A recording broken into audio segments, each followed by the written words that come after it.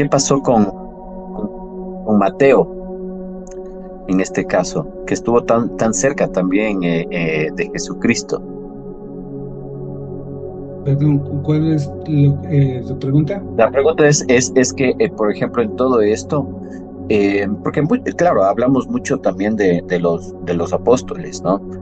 Eh, pero creo que parte de ese gran éxito también y de la fe que tienen las mujeres en este caso, ¿no? En representación con María Magdalena, ¿no? Entonces, y también Mateo, o sea, ¿qué pasó con Mateo? Ya, bueno, no hay registros de Mateo en el sentido que él escribió el Evangelio, ya vamos a ese punto, ¿no? Ya vamos a ese punto. Y- pero hay algo fundamental y podríamos enfocarnos y a veces tenemos una mala percepción de quién fue María de Magdala, ¿sí? Y muchos van a decir es que María de Magdala era la prostituta, es que María de Magdala era la pecadora que iba a ser apedreada.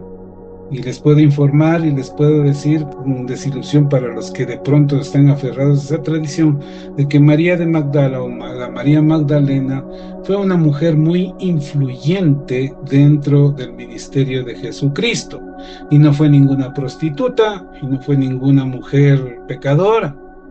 Se habla en Juan de que ella fue liberada de cinco demonios, pero nunca se la representó. Lamentablemente, la Iglesia Católica, la tradición, le enfocan a María Magdalena como una mujer impura, cosa que no sucedió. Cosa que no sucedió, y si ustedes leen bien los cuatro evangelios se van a dar cuenta que lo que les estoy diciendo es verdad, y la tradición le enfoca en ese sentido, pero no es verdad. Ahora, hay otros documentos que los llaman apócrifos. De esos tenemos el Evangelio de Felipe, el Evangelio de María Magdalena, que hacen un enfoque en relación de una sociedad que se llama el Priorato de Sion, que en cierta manera quieren desdibujar un aspecto dentro de lo que es las relaciones maritales que supuestamente tuvo Jesucristo con María Magdalena. Ahora, les hago una pregunta a todos ustedes, a todos ustedes. Si Cristo hubiera tenido una relación con María Magdalena, ¿nuestra fe se derrumbaría? Les pregunto a ustedes. ¿Quién me responde? Si Cristo se había casado, de acuerdo al priorato de Sión, que hablan sobre el Santo Grial, que es la sangre o descendencia de Cristo, ustedes perderían su enfoque o la fe en relación lo que Para podría nada, significar. para nada, ¿Seguro? porque ¿Seguro? ¿Todos? Cristo, ¿Seguro? Sí. Cristo vino por nosotros, vino por la salvación de las familias. Es el vivo ejemplo de lo que es el maestro, ¿no? Lo que es nuestro pastor. Entonces, para nada. O sea, más bien yo vería de una manera bastante buena. No me dejaría abrumar por esos comentarios, la verdad. Es que es obvio. Ahora, si hablamos que Jesucristo, cuando comenzó su ministerio a los 30 años, ya, él tenía que estar ya netamente, ya tenía que cumplir una situación que era por ley dentro de la cultura judía. Él tenía que desposarse, él tenía que casarse, ¿ya? O sea, eso no es para sorprenderse o admirarse. Él debía haber cumplido una situación en relación de la ley judía de cumplir con los votos matrimoniales, ¿ya?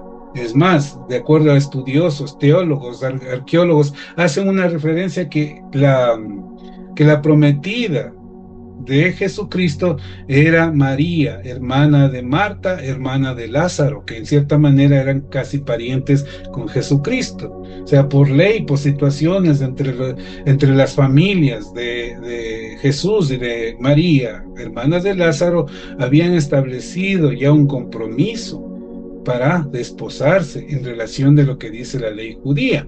Pero de acuerdo a lo que nos dicen los evangelios, Cristo no tomó ese camino, no tomó ese camino. Pero mucha gente quiere enfocarse de que Cristo se había tenido una relación con María Magdalena o María de Magdala en relación de tener un matrimonio, ¿sí?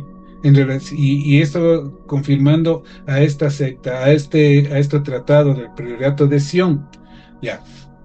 ¿Y en qué se fundamenta? En este libro, en el libro apócrifo de Felipe y en el libro apócrifo de María Magdalena. Pero, ¿en qué se basan? En un escrito tan pequeño que enfocan los dos textos que hablan de que Jesús saludaba muy afectuosamente con María Magdalena con un beso y en la parte que dice con un beso está roto el papiro, está roto el papiro y que más lo rellenaron la gente que en cierta manera sigue esta creencia con un ósculo en la boca, decían. ¿Sí? Ahora. Partamos del punto en relación de estos libros apócrifos, que estos libros apócrifos fueron escritos mucho tiempo después de los libros de los evangelios. ¿Y quién fue el primer autor de los evangelios? Fue Marcos. Marcos no fue discípulo. Marcos era sobrino de Bernabé, quien caminó con Pablo evangelizando a los pueblos de Grecia. ¿Sí? Él mandó el primer prototipo del primer evangelio. Sí, por eso es que es medio incompleto el de Marcos. Y Mateo se basó y se fundamentó en este proto evangelio, armando el evangelio de Mateo. Sí, ya, no nos salgamos mucho del curso. Entonces, viendo todas estas justificaciones, nos hace ver que los documentos que hacen referencia a este hecho no son tan verídicos, no son tan reales en relación de lo que quieren enfocar. Porque de acuerdo a lo que quieren enfocar es que inclusive hasta la fecha existe, no sé si vieron ustedes esa película, el Código Da Vinci habla sobre esta fábula, porque sería una fábula o un mito en ese sentido. Pero punto aparte, hagamos referencia de que pudo haber sido verdad, ¿ya? En mi manera de ver, eso no afectaría mi fe al mensaje que dio Cristo Jesús. Amén. Estamos hasta ahí. ¿Algún reclamo, alguna censura, alguna cuestión? ¿No?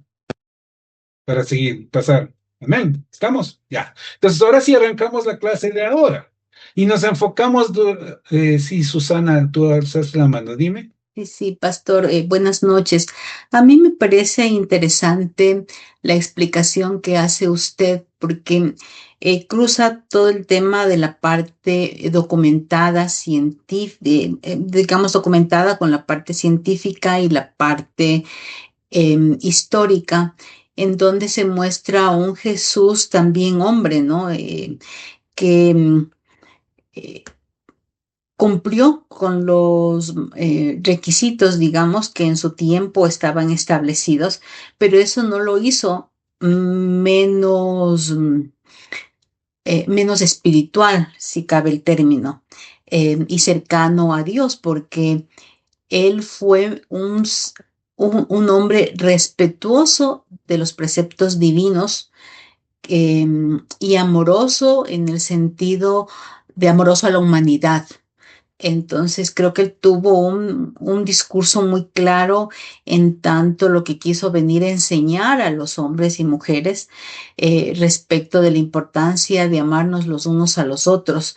Y él lo hizo desde su práctica de vida. Entonces creo que en ningún momento la fe puede quebrantarse porque se comulgan las dos cosas, la parte espiritual, la parte divina con la parte, digamos, humana. Y así es como yo lo veo y así lo entiendo. Es más bien como digno de imitar, digno de respetar. eh, Porque hay cosas que no se nos cuenta, Así es. de la historia de la iglesia y cosas que se ocultan, y cuando se habla por debajo, las personas tienden también a generar sus propias percepciones, pero cuando ya hay estos documentos, nos dan la certeza de que es algo que estamos caminando sobre lo real, sobre lo que se dio, sobre una historia más cierta. Es lo que quería compartir, pastor. Amén, perfecto. Sí, en cierta manera estamos hablando en relación de que sí, Dios fue hombre, fue un ser humano y sintió todas las cosas. Y le hago una pregunta a mi querida Soñita, que, que está ahí escuchándome. Soñita, ¿qué porcentaje de Jesús, en qué porcentaje era Dios y en qué porcentaje era hombre? Cuéntenos. Listo, Pablito. Jesucristo es 100% Dios y 100% hombre. Amén. Perfecta respuesta, que le vamos a analizar despuesito cuando lleguemos en este día al concilio de Nicea. ¿Qué quiere decir 100% hombre? 100% hombre porque vino a padecer y las situaciones como hombre. Vino a sentir frío, vino a sentir hambre, vino a sentir cualquier situación y cualquier situación pecaminosa que vino la tentación hacia él mismo. ¿Ya? A las personas que les he dado mi libro ya pueden analizar cómo fue sometido su prueba, ¿no? Cómo fuimos sometidos a su prueba y hemos de hacer un análisis sobre ese libro de lo que dice el Evangelio de Mateo en relación de las pruebas que tuvo en el desierto Jesucristo, ¿ya? Pero en cierta manera es 100% divino, es su divinidad, es Dios puro. Y en el momento que fue el bautismo, que todos sabemos, cuando él fue al río Jordán y Juan el Bautista le dijo, pero Señor, tú deberías bautizarme a mí. Y Jesucristo le dijo, no, es necesario que yo me entregue como ejemplo, para renunciar a mi divinidad como pecador, ¿sí? Y que esto lo hagan, como decir, en conmemoración mía de quien quiera hacer el compromiso de llevar el bautismo y entregar mis cargas, mis defectos, mis errores en el fondo del agua. Entonces, el momento del bautismo de Cristo Jesús fue para dejar su humanidad, su divinidad y ser 100% humano, pese a que era 100% Dios. Amén. Si entendemos eso, si me hago entender, ¿sí? ¿Alguna pregunta, alguna crítica, alguna censura? ¿Sí? Amén. ¿Estamos? ¿Sí? ¿No hay más? Ya. Entonces, ¿cómo estaba la iglesia alrededor del año 300? Ahora estamos hablando que partimos del año cero. Y eso hablábamos de la primera clase, que el Andresito me preguntaba si Jesús había nacido el 25 de diciembre del año cero. Ya, no es así, no es así. Jesús nació aproximadamente en el año 6 o 4 antes de Cristo. Fredicito, ayúdame, Silvita quiere conectarse, por favor. Sí, sí, Fredicito, por favor. Sí, sí, pastor, ya estoy en eso. Entonces, transcurrieron 300 años pasaron.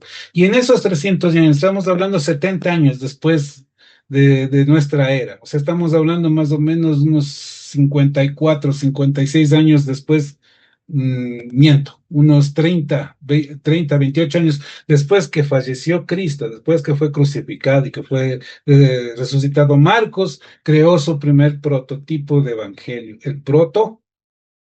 el protoevangelio de Marcos, donde estaba describía Marcos y se enfoca en Marcos, si ustedes leen, en los prodigios que hizo Jesucristo, en los milagros, más de los milagros. Enfocó este libro. Y Mateo remató 10 años después, lo remató haciendo una recopilación de Marcos y una recopilación suya de los eventos vividos para enmarcar su evangelio. Ahora, viendo estos documentos, apareció un médico que andaba con Bernabé, que andaba con Pablo, que se llama Lucas, el cual dijo y hizo un trabajo serio, investigativo en relación de todos los apóstoles, de todos los que vivieron con Cristo, y él sacó su Evangelio de Lucas, que en cierta manera es el que más se rige a la realidad de la vivencia de Jesucristo, el de Lucas. Y Juan, que netamente parte desde el bautismo de Jesucristo, porque Juan en realidad fue apóstol de Juan el Bautista. ¿Ya? Y Juan el Bautista le envió que vaya y se disipule ante Jesucristo, y fue el más amado en relación de que siempre le dio las primicias Jesús a Juan. Y en relación de ese amor, en la crucifixión estuvo con su madre, con María, al pie de la cruz. Amén. Entonces pasó ese tiempo. Ahora, la iglesia ya tenía casi 300 años.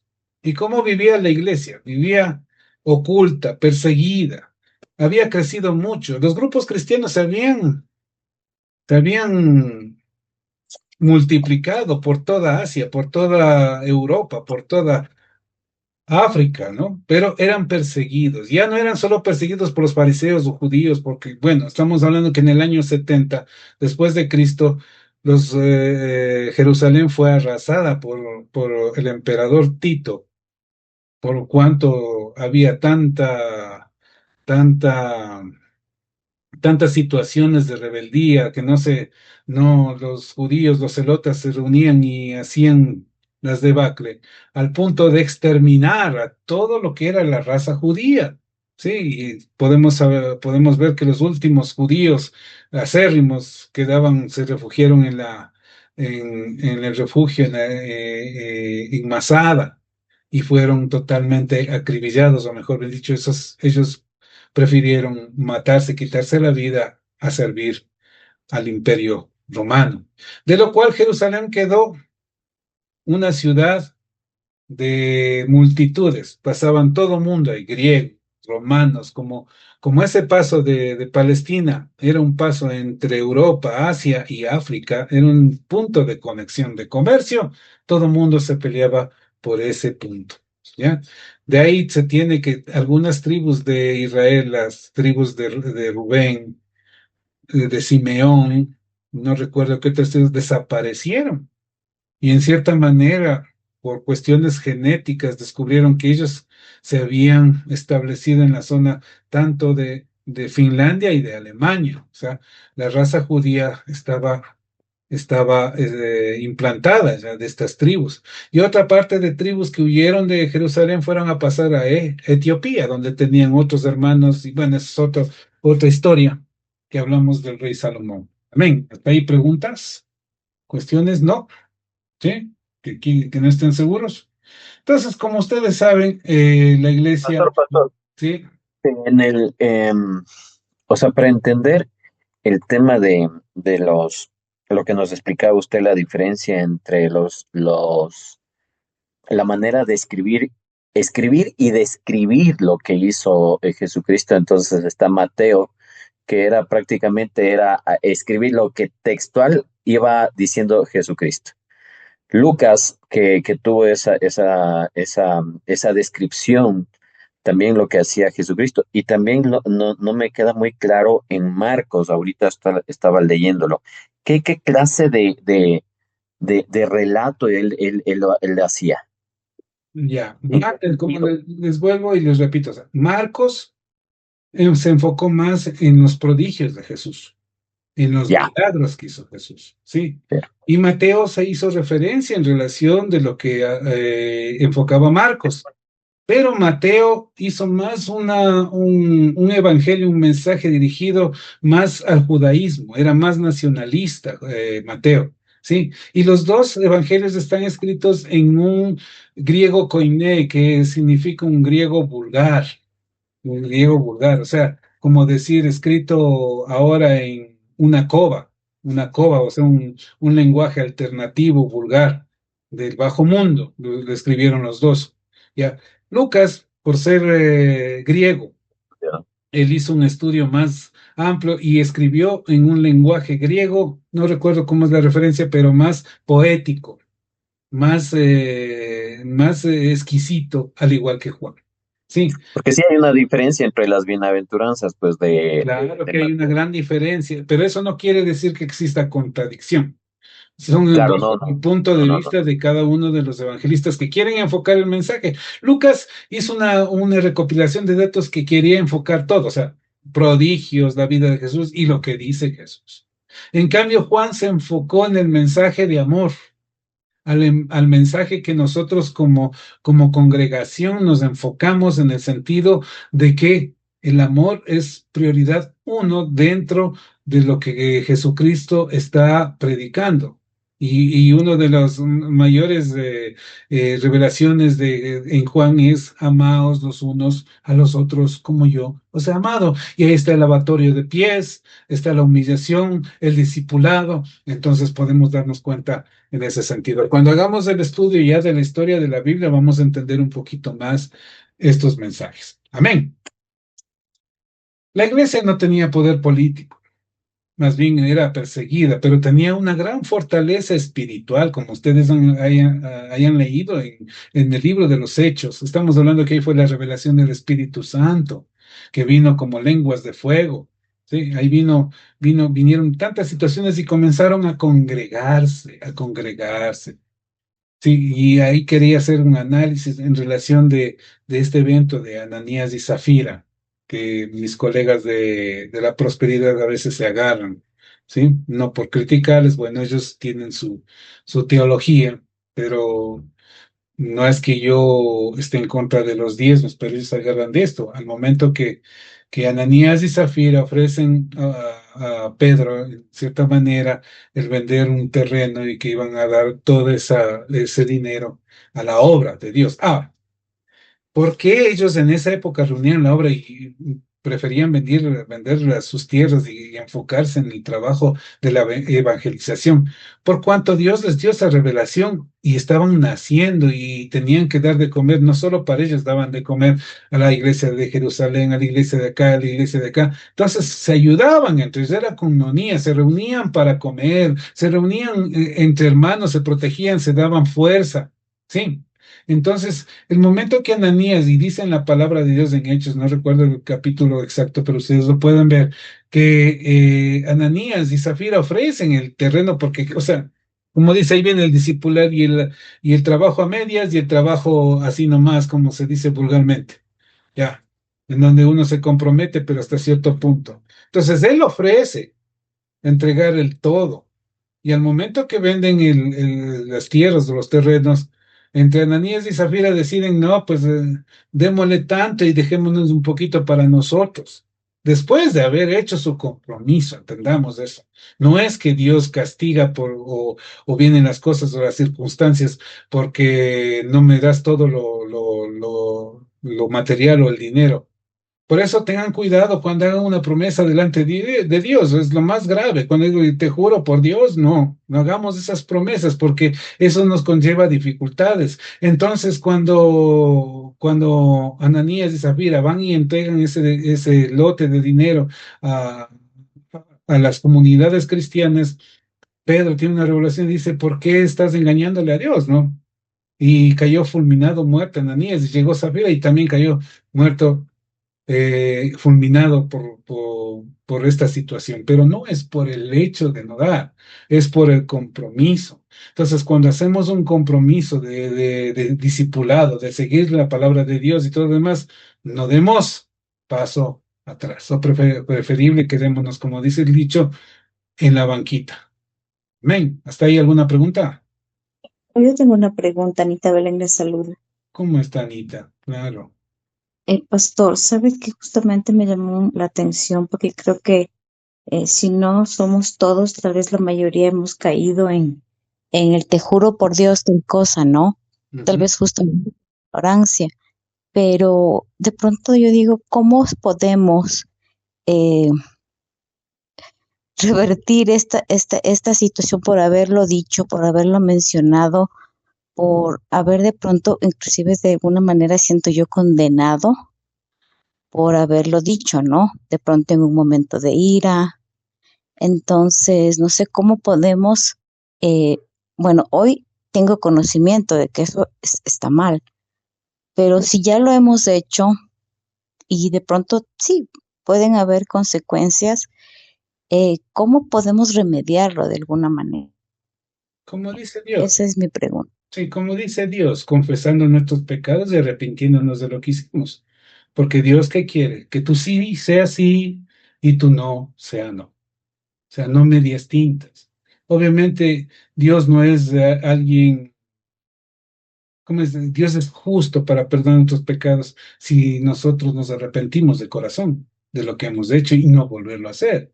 Como lo que pasó con la mujer pecadora, que todo mundo le quería apedrear. ¿Y qué dijo Cristo? Bueno, el que esté libre de pecado, que lance el primer piedrazo. Total, se dieron cuenta que no podían hacer esa situación. Y entonces todos dejaron las piedras y se fueron. Y Jesús le dijo, mujer, ¿y quién te condena? Y regresa a ver, nadie. ¿Y Cristo qué le dice? Yo tampoco te condeno. Pero ve y no peques más. ¿Sí? Andresito, dime.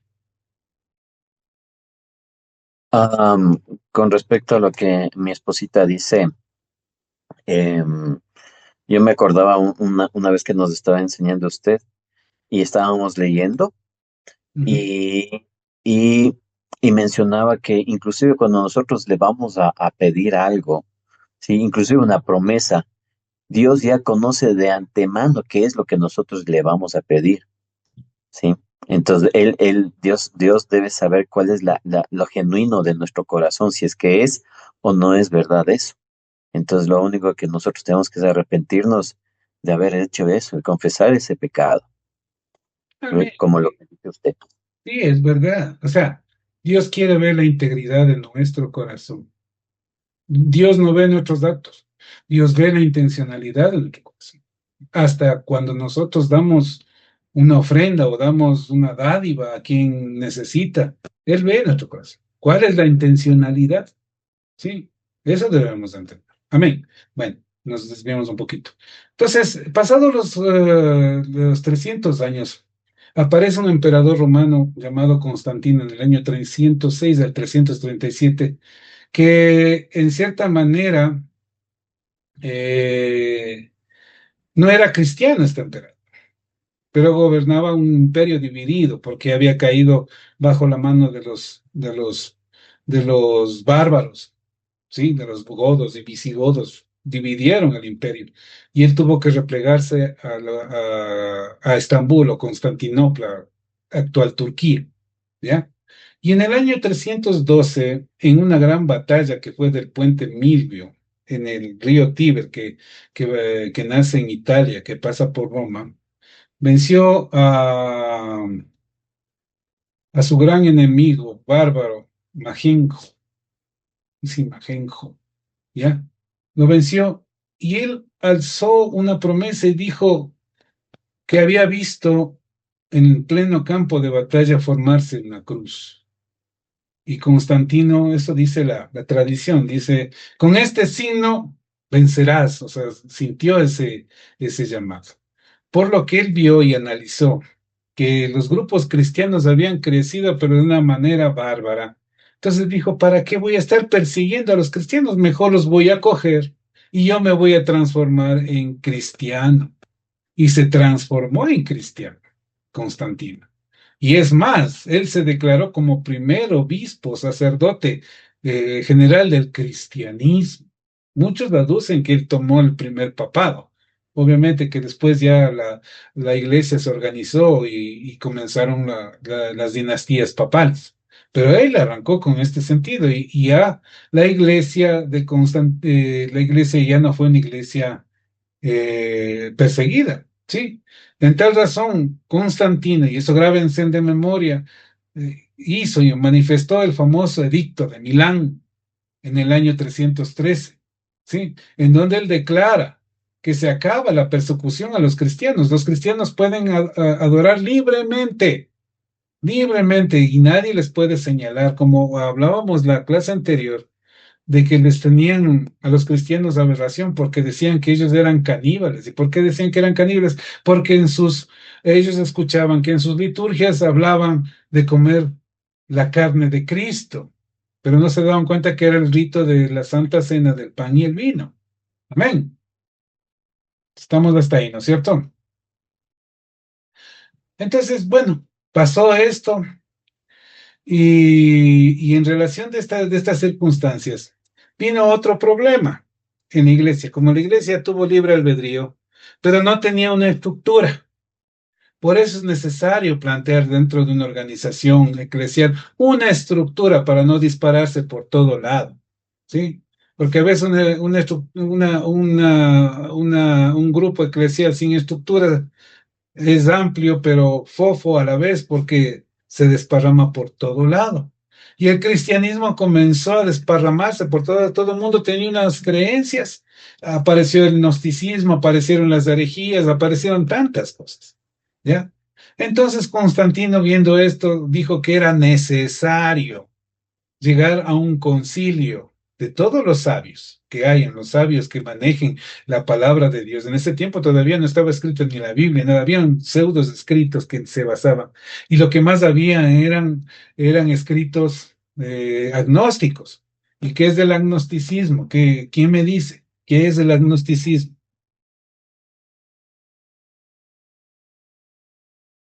A ver, Andresito, ¿quieres decir tú? Puede ser poner una creencia a un poder superior, pero no precisamente a uno definitivo. No, el agnosticismo se basa que la redención se fundamenta en el conocimiento. Ese es el agnosticismo, ¿ya? Que la redención humana se basa en el conocimiento. Y del gnosticismo tenemos muchas corrientes humanísticas. Actualmente tenemos a Sartre, a Nietzsche, que se fundamentan dentro del gnosticismo en relación de el libre albedrío humano y del sentimiento humano, porque Sartre, ¿qué dice? El mundo, el universo me ofrece muchas cosas, ¿por qué no disfrutar de esas cosas? ¿Ya? En cambio, Cristo, ¿qué te dice? En el mundo de todo puedes probar, pero no todo te edifica. Amén. Estamos hasta ahí. Entonces, ¿qué estaba pasando? La iglesia ahora crece rápido. Hay muchas enseñanzas distintas. No todos enseñaban lo mismo sobre Jesús, ¿no? El problema ya no era Roma, el problema estaba dentro de la iglesia, del grupo ya eclesial, ya definido y todo eso. Entonces, aquí hay un personaje que en cierta manera les preocupó a todos los obispos que manejaban ese tiempo lo que es la palabra de Dios, ¿ya? Entonces, ¿quién era este personaje? Era Arriano, o Ario, mejor bien dicho. ¿Quién plantó el arrianismo? Sonita, ¿quiénes son los arrianos? Eh, los, los testigos de Jehová. Amén. Ya, los famosos testigos de Jehová. ¿Qué dijo Arriano? ¿Ya? Arrio era un presbítero, pastor de Alejandría, muy inteligente, muy convincente al hablar. ¿Qué enseñó? En palabras simples, Jesús, escuchen lo que enseña y escuchen el principio de los famosos testigos de Jehová. Yo no quiero atacar a iglesias ni nada, pero aquí estamos hablando de un fundamento sectario. Jesús no es Dios eterno, eso plantea él. Dios lo creó. Hubo un tiempo en que el Hijo no existía. Y cuando nos vamos a Juan 1:1, ¿qué dice Juan 1:1? En el principio era el verbo. ¿Sí? Y el verbo era con Dios, y el verbo era Dios. ¿Y quién es el verbo? La acción, es Jesucristo. Y si nos vamos a Génesis 1:1, en donde en hebreo nos dice Bereshit Elohim bara. ¿Qué quiere decir esa palabra cuando dice en el principio? De acuerdo a la traducción textual que nos dice este versículo, en el principio los dioses o los poderosos crearon. ¡Wow! Y cuando leemos textualmente, porque eso es lo que dice textualmente, dice, pero ¿cómo? Si los hebreos eran monoteístas y ellos jamás creían en varios dioses, pero la tradición eloísta nos enfoca que Elohim es un pluralismo que enfoca a varias personas. Entonces, mucha gente que leía en hebreo, leía la traducción textual, decía, entonces, en el principio los dioses, o sea, los dioses de todo el mundo, amén, los dioses, entonces todos los dioses, entraban los dioses griegos, los dioses, todos malinterpretaban este asunto. Pero cuando se dio el pluralismo en un sentido singular, no es que en el principio Dios, y en mi traducción que estoy trabajando para ver si me dejan publicar, que porque muchos me censuran, ¿qué dice la palabra de Dios? En el principio la Santísima Trinidad, Padre, Hijo y Espíritu Santo, comenzaron la creación, que es algo distinto. Entonces, cuando nos enfoca el pluralismo, nos enfoca que hay algunas personas y entre esas personas, ¿quién está? El Hijo. Y el Hijo estuvo desde el principio. Y cuando Juan tiene esa revelación y dice en el principio era el Verbo, y el Verbo era con Dios, y el Verbo era Dios, y el Verbo estuvo desde la creación del mundo, porque eso dice la palabra, ¿no es cierto? No me estoy inventando, ¿ya? Entonces nos da cuenta que en el principio, ¿quiénes crearon el mundo? Las tres personificaciones de Dios, Padre, Hijo y Espíritu Santo, que lo vamos a analizar posteriormente. Amén. ¿Alguna pregunta al respecto? Amén. ¿Sí? ¿No? Entonces, los arrianos hablan que hubo un tiempo en que el Hijo no existía. Esto suena sutil, pero es grave. Estamos desconociendo el propósito de Jesucristo en este mundo. Estamos desconociendo que vamos a seguir viviendo en la ley, ¿sí? O sea, todo lo que vino, el que vino Jesús a dar su vida acá, ya no le dan importancia. Y Arrio comenzó esto y fue tan duro, o sea, es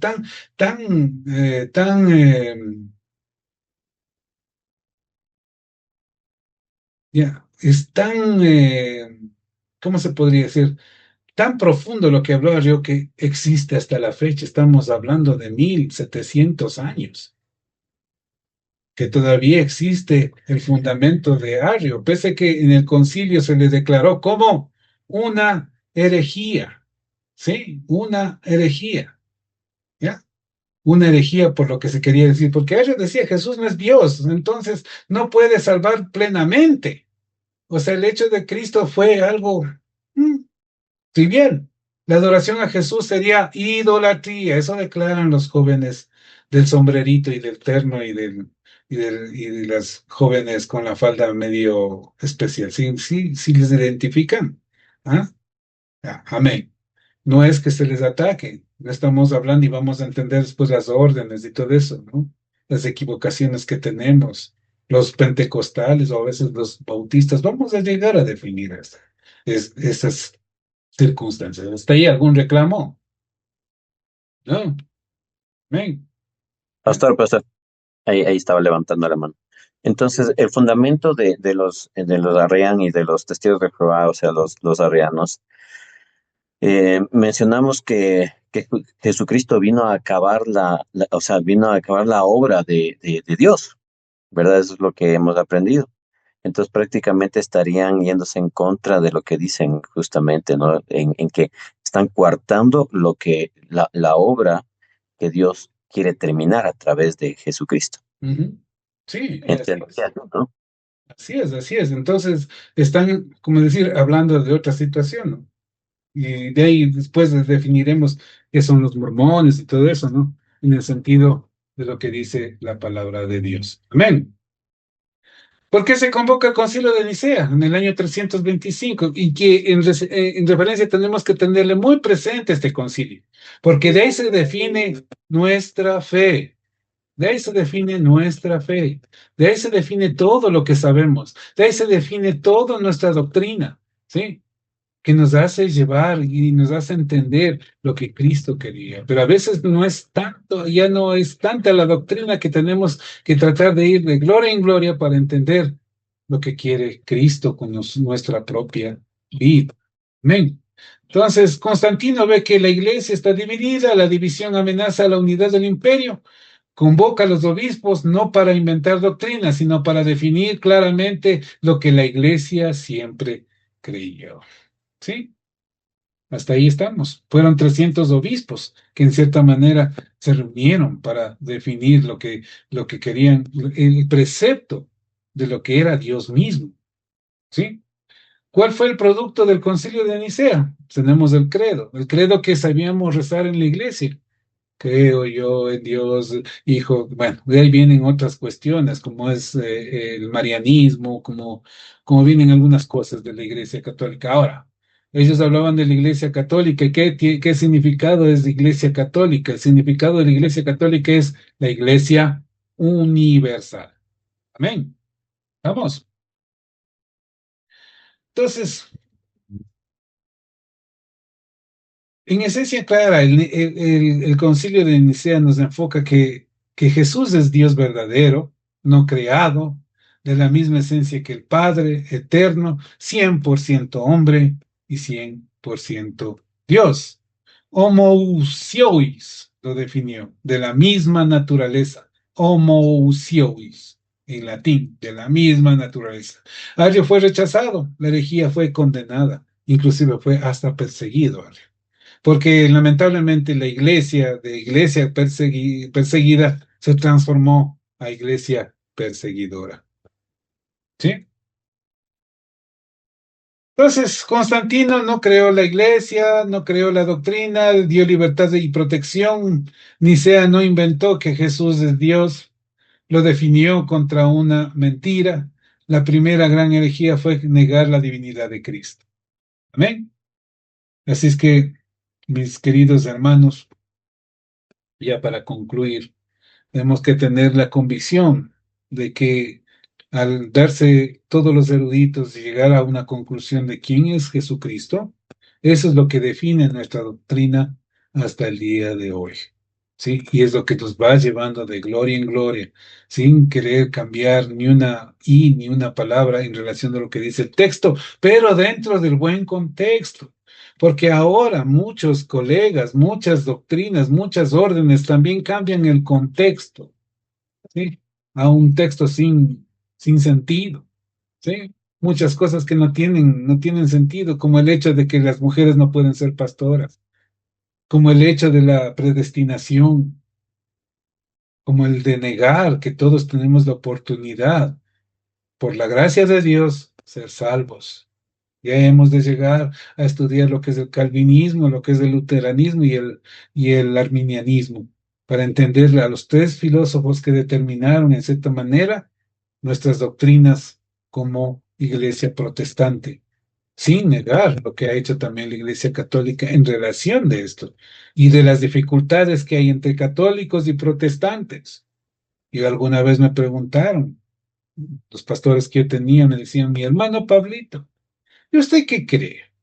¿Que los católicos tienen la razón o nosotros como evangélicos tienen la razón? Le digo, verá, pastor, los católicos, el defecto de ellos es de ser marianos. Y el defecto de los evangelistas es ser paulinos. Y le dejan a Cristo suelto en el medio. Cuando los evangelistas solo se dedican a las cartas paulinas, a Romanos, sí, enfocan muchas situaciones de doctrina, sí, pero nunca hace un análisis de lo que dice el Sermón del Monte, lo que dijo Cristo verdaderamente, ¿sí? Y los católicos se enfocaron para dar ciertamente la enseñanza de la Theotokos. ¿Sí saben lo que es la Theotokos? ¿No? ¿No? La Theotokos es la madre de Dios, la definición griega, que decían, bueno, si María es madre de Jesús y Jesús es hijo de Dios, por lo tanto María es madre de Dios. ¿Sí? Entonces se comenzó a tergiversar los pensamientos. María es madre terrenal de Jesucristo, pero la esencia de él viene de Dios. Y no se la interpretó como una herejía, la Theotokos, sino que se le dio la altivez que la Iglesia Católica ahora la enfoca. Si están aquí católicos, me disculpan, pero esa es la verdad. Y no quiero ponerles en contra de mis hermanos católicos, Porque sí les puedo decir que muchos evangelistas nos iríamos directo al infierno por nuestras actitudes y nuestro corazón. Y muchos católicos en su sencillez irán al paraíso. Así es que no estamos aquí en una lucha contra católicos, sino en relación de unir fuerzas en el objetivo de Dios, no del hombre. Muchos me juzgan, es que hermano, usted es ecumenista. Sí, soy ecumenista en el objetivo de Dios, no en el objetivo del hombre. Y hemos de llegar a analizar el término de ecumenismo. Amén. ¿Hasta ahí algún reclamo, censura?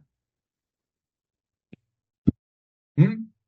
Lito, sí, quiero enfocar un poquito en lo que dijo de María, madre de Jesús.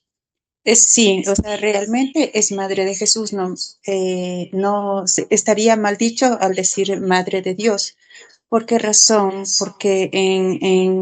Porque Jesucristo, antes de que exista María, Jesús existe, desde que Él es Dios, entonces ya existió, o sea, siempre Él es, como usted dice, existe es una cosa y eso es algo perfecto que es la palabra, ¿no? Jesucristo es Dios.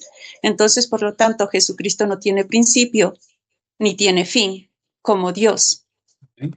Pero, pero como hombre tiene un principio y entonces ahí sí entra María, madre de Jesús. Porque al decir madre de Dios y como hay un solo Dios verdadero, en tres personas distintas, en un solo Dios verdadero, entonces estaríamos diciendo que María es madre también del Padre y del Espíritu Santo. Entonces, sí, yo estoy totalmente de acuerdo con lo que usted dice, Pablito. María, sí, mil respetos. Es un ejemplo a seguir por el hecho de que es madre de Jesucristo. Y sí, la concepción fue virginal. Jesucristo nació de una virgen. Pero sí es así, como usted dice, Pablito, desde luego con uno que dice, en el principio la palabra era y la palabra estaba con Dios y la palabra era Dios y nada vino a existir sin él, que habla de Jesucristo. Y ahí entonces María no había todavía. Entonces sí, estoy totalmente de acuerdo, está basado en la palabra de Dios y amén, es así. Perfecto, o sea, entendemos la situación. Si aceptáramos que María es madre de Dios, como dice Soñita, María sería madre del Padre y del Espíritu Santo y tendría toda la deidad María, ¿no es cierto? Pero es como es el dicho, fue escogida por pura, fue escogida por digna para que concibiera y dé a luz la semilla del Espíritu Santo que iba a transformarse en Jesucristo. ¿Alguna otra pregunta? ¿Algún otro reclamo? ¿No? Jaquita, Luisito, ¿no? Julita, ¿no? ¿Alguien que quiera? ¿No? ¿Nadie? Bueno, antes de despedirme, bueno, muchas gracias por habernos seguido y que sea de provecho estas clases, que sean de provecho, que van a tener un buen propósito. También quiero extenderles la invitación a Susanita, a Marisa, que está conectada, y a todo el resto que estamos conectados, a que nos acompañen en el culto del día domingo, ¿sí? El día domingo 18, en Casa Machay, ¿no? Andresito, en Casa Machay. El Jorgito, sí, Jorge, sí, sí. Jorgito, por favor, ya para que te integres con nosotros, por favor, ¿ya? En Casa Machay este domingo a las 10 de la mañana, por favor. Y seamos también, llamemos a todas las personas que necesiten esa palabra. Y sí, sí, Susanita, le invitamos con todo el corazón a esta congregación. Amén. Sin más, Muchísimas gracias, pastor. Muchísimas gracias, hermanos. Para mí siempre un gusto eh, por un lado, porque los afectos están con algunas personas a las que les conozco y que nos une un gran, por ponernos de mi lado, un gran cariño, un gran sentimiento de respeto y consideración, y por los de los demás un gusto conocerlos también. Amén, amén. Amén y amén. Y a ver, antes de despedirnos, por favor, Julita, una oración por despedirnos, por favor.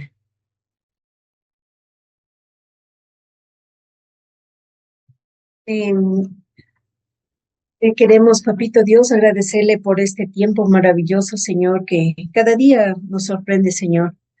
Y es hermoso conocerte más, Señor, como eh, nos se nos pone adelante, Señor, algo bonito, algo bello, Señor, y queremos descubrir qué más hay, Señor, y en ti, cada día, Señor, nos vas enseñando, vamos aprendiendo, Señor. Y el objetivo es claro, Señor. Tú quieres que perseveremos, tú quieres que crezcamos, Señor. Y en esta noche, Señor, hemos aprendido cómo nació tu iglesia, Señor. Cosas que en algún momento, Señor, nos servirán, pero a través de esto queremos ver, Señor, cómo tú fuiste formando a tu pueblo, Señor, cómo tú vas creando, Señor, la vida y nuestra vida y el tiempo, Señor. Y en nuestro tiempo, Señor, queremos adorarte, queremos bendecirte, Señor. Queremos decirte que estamos agradecidos, Señor, por este tiempo de aprendizaje, Señor, que bendiga la vida del pastor Pablito, su esposa, Sori, y de todos los hermanos, Señor, que han dejado todo para estar aquí, Señor. Que tú seas llevando sus cargas, Señor, alivianando su peso, Señor, y en esta noche permítanos descansar, Señor, que podamos tener una nueva visión, unas nuevas fuerzas, Señor. Bendito Dios, gracias te damos por este momento maravilloso en el nombre de Jesús. Amén. Amén. Amén. Amén. Amén. Gracias, hermanos. Gracias, pastor. Amén. Amén, linda Amén, noche. amén. Que Dios les bendiga. Bendiciones. Gracias, pastor. Gracias a todos. Bendiciones.